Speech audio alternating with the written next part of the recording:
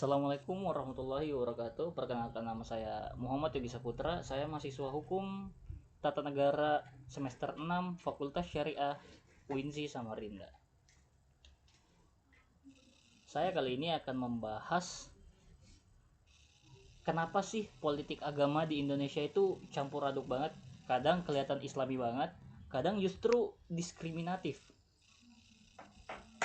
Saya pengen ajak kalian lihat dari 3 sisi.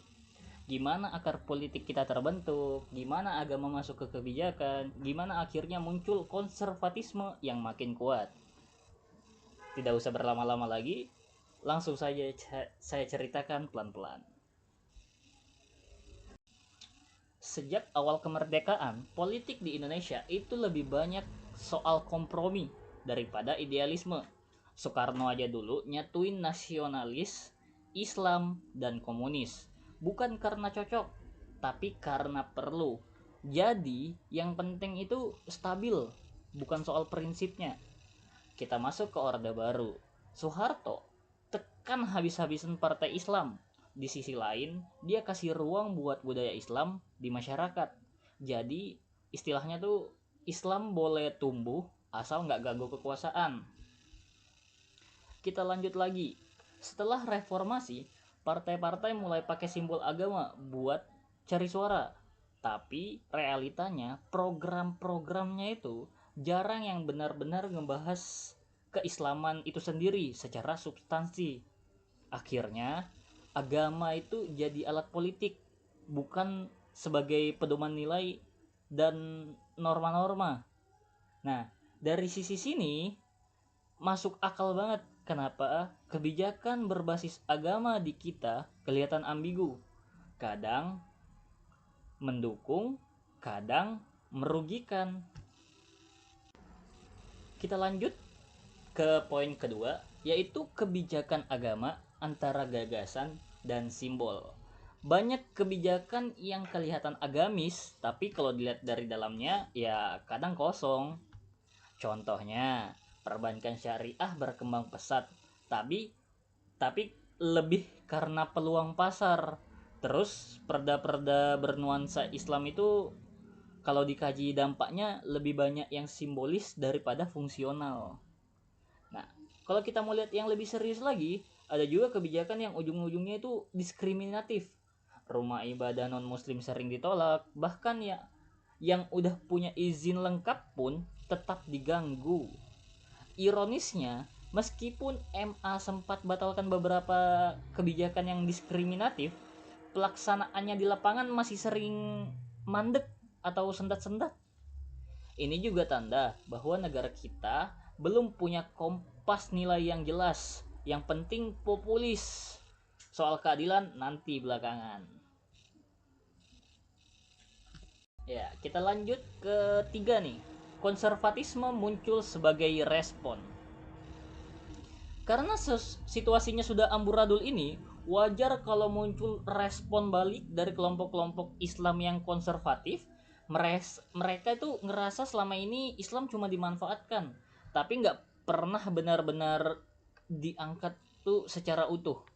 Banyak dari mereka datang dari kelas menengah, dari kelas bawah yang merasa disisihkan oleh sistem.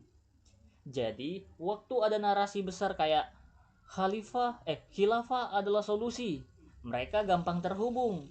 Apalagi sekarang mereka pintar main medsos, konten-konten dakwah konservatif punya daya tarik yang lebih tinggi dibandingkan narasi-narasi yang moderat. Yang menarik, ormas besar kayak Nahdlatul Ulama dan Muhammadiyah mulai ditinggal oleh generasi-generasi muda. Nggak relevan lagi buat sebagian kalangan. Jadi yang kita lihat sekarang bukan cuma soal moralitas, tapi udah masuk ke perebutan pengaruh dan arah masa depan politik Islam di Indonesia itu sendiri. Baik, kalau kita lihat dari awal sampai akhir, sebenarnya benang merahnya sudah terlihat cukup jelas. Sistem politik kita dari dulu terbentuk karena kompromi, bukan karena kesepakatan nilai, tapi lebih karena kebutuhan untuk jaga keseimbangan kekuasaan. dan itu terus berlanjut sampai sekarang. Agama yang tadinya cuma jadi panduan moral, lama-lama berubah menjadi fungsi jadi alat kampanye, jadi bahan jualan politik. Simbol-simbol agama dipakai di mana-mana buat narik suara. Tapi kalau sudah menang, programnya nggak nyambung sama nilai agama itu sendiri. Akhirnya muncul yang namanya konservatisme, yang sebenarnya lahir dari rasa kecewa. Banyak orang yang merasa negara ini cuman nguntungin elit-elit tertentu.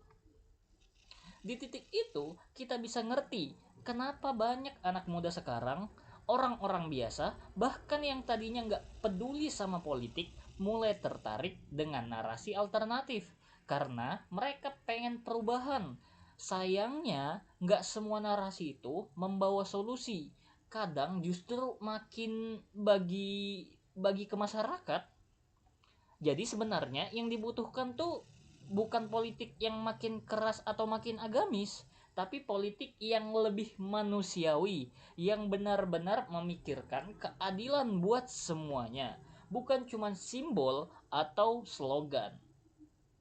Agama nggak perlu jadi alat rebutan, apalagi rebutan kekuasaan. Cukup jadi panduan sikap, nilai, dan etika. Dan negara juga harus berani berdiri di tengah-tengah. Nggak condong ke satu arah, tapi mengayomi semuanya.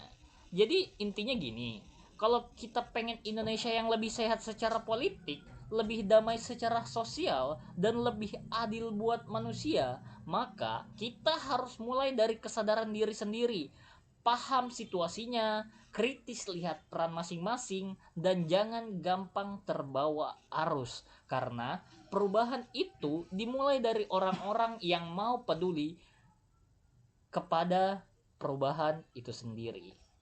Dan sampai sinilah video ini. Terima kasih buat orang yang udah nonton sampai akhir. Saya Muhammad Yogi Saputra pamit undur diri. Jangan lupa tetap kritis, tetap waras, dan tetap peduli. Karena perubahan gak lahir dari diam. Kurang lebih saya mohon maaf. Assalamualaikum warahmatullahi wabarakatuh.